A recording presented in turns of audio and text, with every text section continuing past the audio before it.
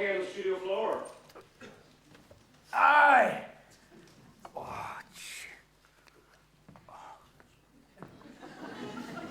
Right, get him in then. Did you remember to put some water out for him? of course.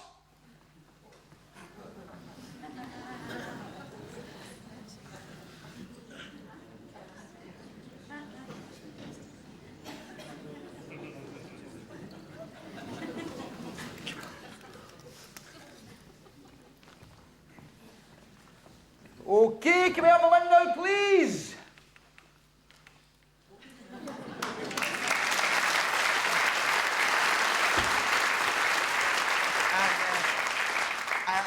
Am I in the right studio? Oh, aye.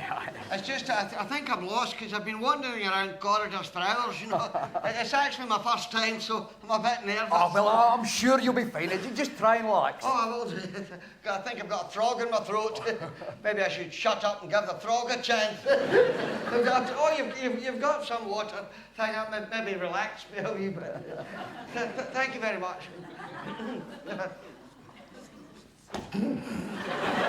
Okay, we're ready. And cue the music.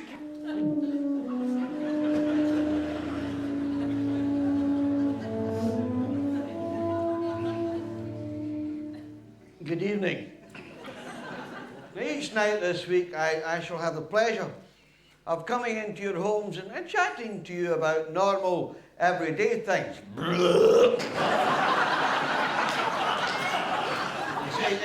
Excuse me. Things which, as we all know, can sometimes turn out to be anything but normal. and certainly don't happen every day. Now, I'm thinking when I say this of the Good Samaritan. You see, now there was a man who, when he got up that morning, had no idea that he was going to go down in history. As a matter of fact, he failed his geography and physics as well.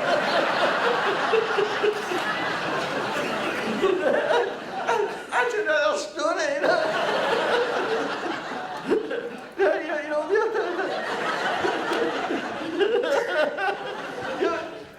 You'll remember what Deuteronomy said to Leviticus about Exodus.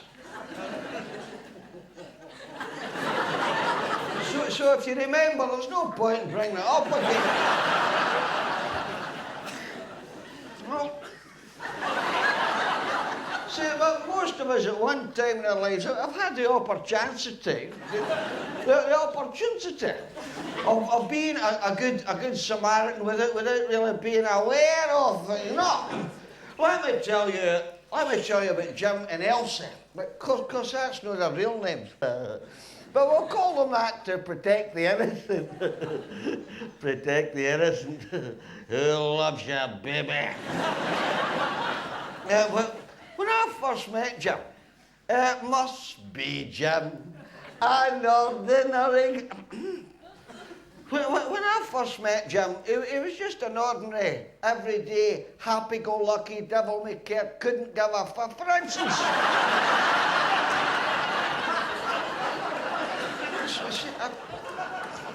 If Jim had a stiff with Elsie,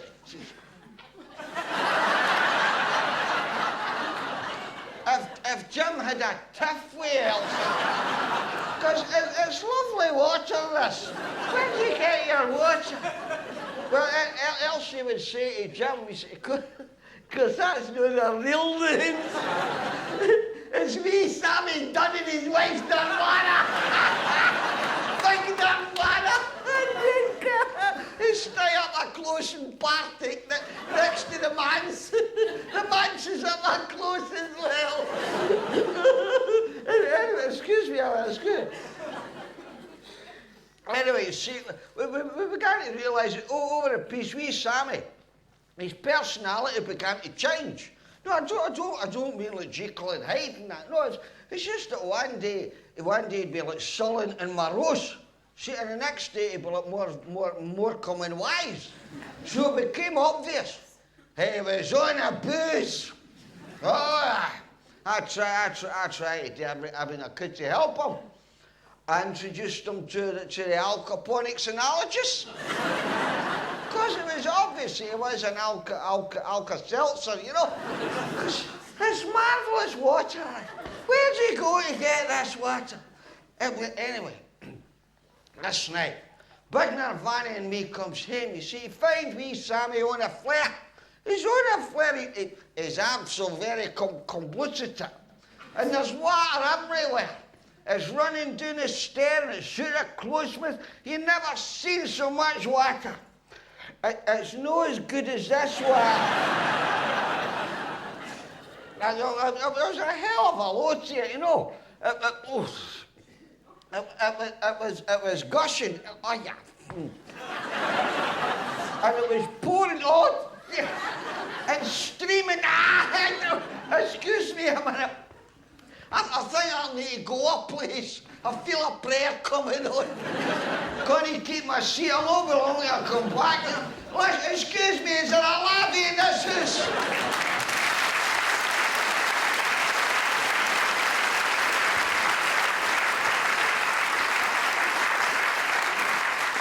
Reverend Goodchild, your water's lovely.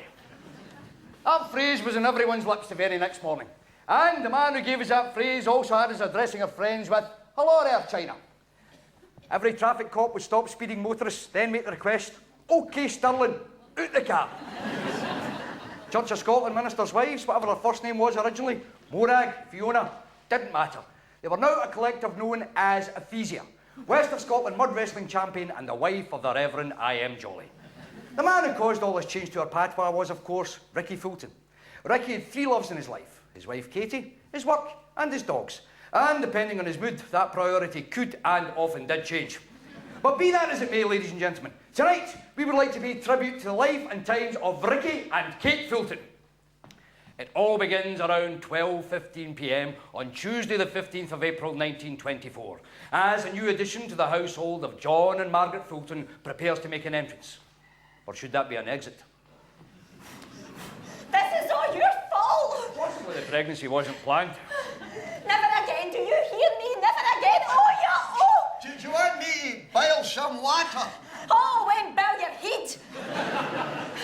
I can't believe this. 40 and having a baby! We must be the only couple in Denison still doing it! Oh, yeah, oh! Look, I promise we'll probably never do it again. Okay.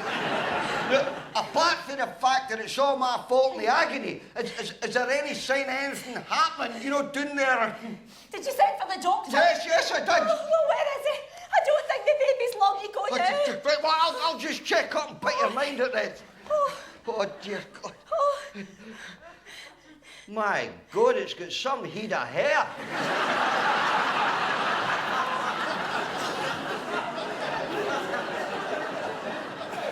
It's no there yet! Oh, I'm sorry. Oh. That sounds like the door. Well, if it sounds like the door and it looks like the door, then you can bet London to a pun of potatoes it'll be the door. That's what I thought as well. You see, now it's maybe the doctor. Oh. Do you want me to let him in? Oh, I don't believe we're having this conversation. Of course I want you to let him in. Why would I not want him in? Well, just if it was me. If it was you, how the hell could it be you? We've got 2 sons already, and when did it ever look remotely likely that you were going to get through childbirth? Well, see, what I meant was... Get the door! Right, as long as that's what you want. Oh. How are you, Mr. Fulton? No, I can't complain, Doctor. Oh, no, tell a lie. I've been getting pains down the side of my head. Perhaps I could see to that after I've had a look at your wife. Oh, the wife, oh, listen, I'm sorry to call you away for your dinner, Doctor. It's nothing really, you know. Nothing really? See if I can get it in Not this long to go now, Mrs. Fulton. Oh.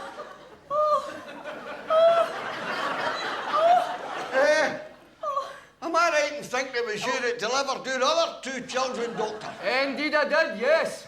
Well, you'll probably know your way about then. I'll away and see about the kettle. Oh, dear, Mrs. Fulton. This is not recommended at your age. You'll need to get your husband to control his passions. Whenever I find my ardour getting the better of me, my wife usually reaches for the family Bible. And you read it together? No, she hits me over the head with it. Hey, enjoy it! I'll see you, you stupid... I think your wife wants to say something to you. Yes, my sweet. After this, I'm gonna kill you!